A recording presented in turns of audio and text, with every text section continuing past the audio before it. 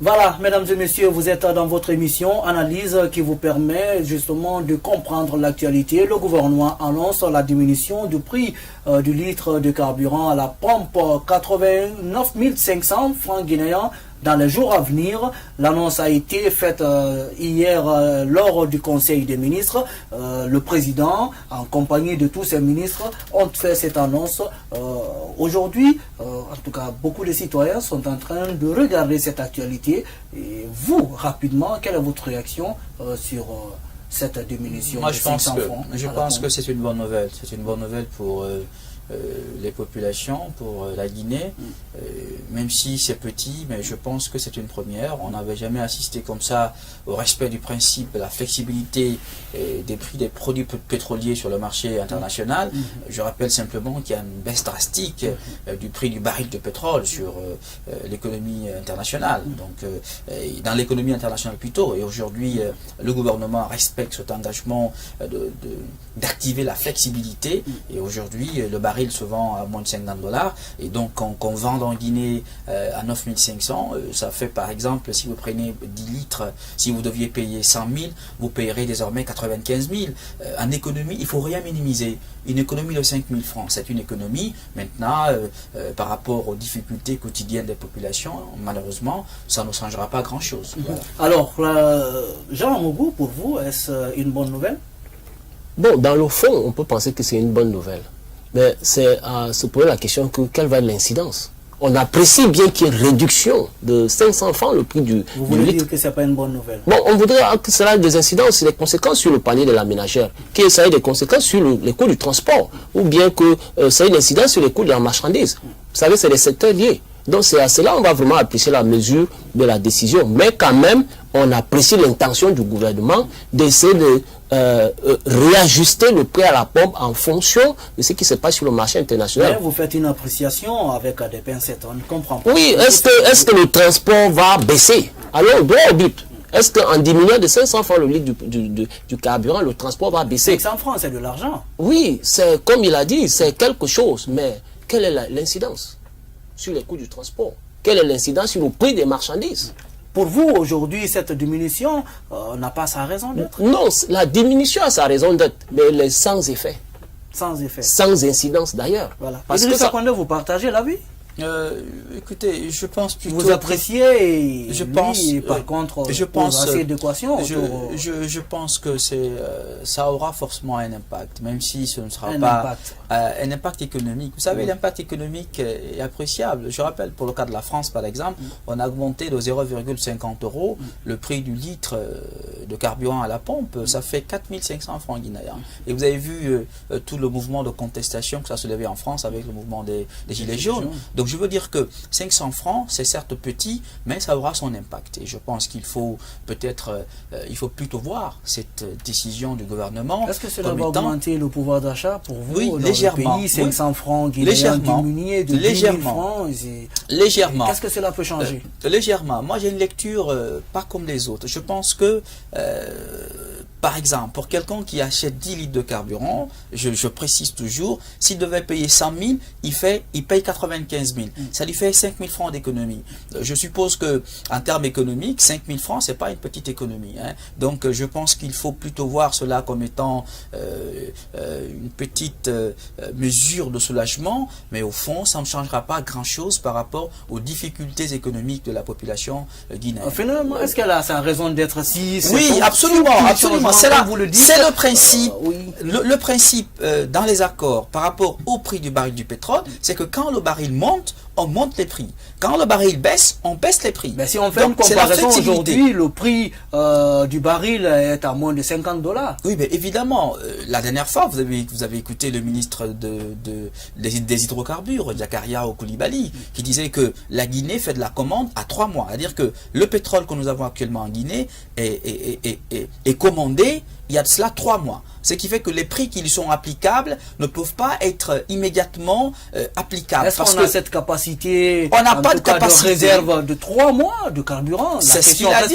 C'est ce qu'il a dit. Mais même ça, c'est pas... Est-ce que cela est vérifié quand on sait bien combien de fois il y a des citernes qui vont à l'intérieur du pays, il y a du carburant qui est utilisé dans les industries minières, un peu partout dans le pays, le transport et autres, qu'on nous dise que la commande que la Guinée fait, en tout cas, c'est pas dans ce central où le Guinéen va garder plus de 3 mois de réserve. Mais justement, 3 mois, c'est rien pour un État. C'est des informations qui sont très graves en termes de géostratégie.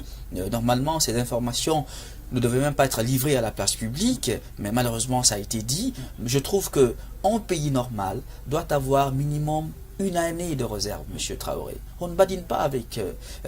en relation internationale, le pétrole constitue un enjeu géostratégique. Je rappelle simplement le cas des... Voilà, on l'appelle l'or noir. Les États-Unis ne touchent jamais à leur production nationale. Je rappelle qu'aux États-Unis, les États-Unis disposent du pétrole, ils produisent du pétrole, mais ils en font une réserve. Leur consommation, ils achètent la consommation, et ce qui produit énorme de quantité de carburant, je trouve alors aberrant que la Guinée n'ait que 3 mois de capacité de stockage. Ça veut dire combien de fois on est vulnérable à une crise, justement, du baril sur le marché international. Voilà, c'est exécrable. Moi, j'aimerais revenir sur un aspect quand même. Si le baril chute de 50% sur le marché international, la baisse devrait être considérable. Et n'oubliez pas qu'au mois de juillet, les forces sociales revendiquaient déjà le prix à 8000 francs, le litre. Et donc, si le prix vient maintenant à moins $50, oui, on aurait encore diminué un peu plus pour atteindre peut-être pas forcément les 8000 qui avaient été revendiqués à la base, mais au moins même 8500. Donc, la diminution est certes appréciable, mais insignifiante. 8500, est-ce que c'est pas de trop, finalement? Oui, comparé à la chute... on demande à l'État des infrastructures, on demande à l'État la réalisation de beaucoup de choses aujourd'hui dans le domaine social et autres. Est-ce que vous pensez que, surtout quand nous faisons cette observation sur le terrain, le non-paiement des impôts et taxes dans le pays, pour vous, est-ce que c'est pas aujourd'hui une rentrée d'argent pour l'État par rapport au carburant? Oui, c'est vrai que le carburant a longtemps été subventionné au niveau de la Guinée. Peut-être que si on diminue moins, on va récupérer sur la marge de la subvention que l'État a l'habitude de dégager pour pouvoir faire face aux besoins de carburant. Mais je crois qu'en fait, le problème de fond qui a toujours existé en Guinée, c'est quoi? C'est la qualité de la gestion qui se fait. C'est-à-dire qu'il y a beaucoup de dépenses qui sont utilisées pour d'autres dépenses qui sont utilisées ailleurs et qui font en sorte que l'État ne peut plus faire face à toutes ses obligations sociales. Donc ce n'est pas en jouant sur l'augmentation de la diminution du carburant que toutes les ressources peuvent être mobilisées pour pouvoir faire face aux obligations sociales. C'est un problème de transparence dans la gouvernance financière. En termes de comparaison, est-ce que vous pensez que cette diminution, en tout cas, fait une réaction sur le plan sous-régional, disons par exemple là où les pays voisins qui utilisent le CFA? Mais ça reprend 30 francs CFA par rapport au cas de la Côte d'Ivoire, ce qui est largement insignifiant. Vous voyez un peu, quand on fait des équivalences. Donc la diminution qui a été opérée en Guinée ne représente absolument rien, ça fait 30 francs CFA. Absolument rien. Idrissa Condé? Oui, parce que vous savez, quand vous prenez les prix dans la sous-région, la Guinée... seule la Guinée vend le carburant moins cher par rapport à la Côte d'Ivoire, par rapport au Sénégal. Donc il est très important, comme vous le disiez tout à l'heure, qu'on veille sur les équilibres macroéconomiques. Le gouvernement a des objectifs macroéconomiques à atteindre et il y a des poches de recettes pour l'État. Et le carburant en constitue un, et je pense que il est très important, tout en ayant l'objectif de l'État-providence, de veiller à ce que les intérêts économiques de la République soient préservés. Vous permettre justement de donner votre avis sur la question, mesdames et messieurs, nous avons cherché à rencontrer des citoyens dans les rues de Conakry qui ont donné leur avis. Suivez. C'est non événement avec le prix de 500 francs là, c'est non événement. Pour le mieux que le prix reste intact. Quand ça diminue, normalement le prix de taxi, de transport doit être descendu, mais impossible encore. Parce qu'avec comme ça, là, seulement l'État veut nous faire ce qu'il veut nous embrouiller seulement. Je peux dire que c'est une bonne nouvelle. D'une part, la réduction du prix du carburant, ça va aider beaucoup de gens à ce que le panier du ménagère soit un peu léger. par rapport au prix actuel. On aimerait encore de plus qu'on diminue au-delà de 8 000 francs comme ça là, à 7 500. Parce qu'à l'heure actuelle, c'est difficile de survivre avec l'augmentation du prix du carburant parce que tous les prix sont augmentés et là aussi, la situation économique est très difficile.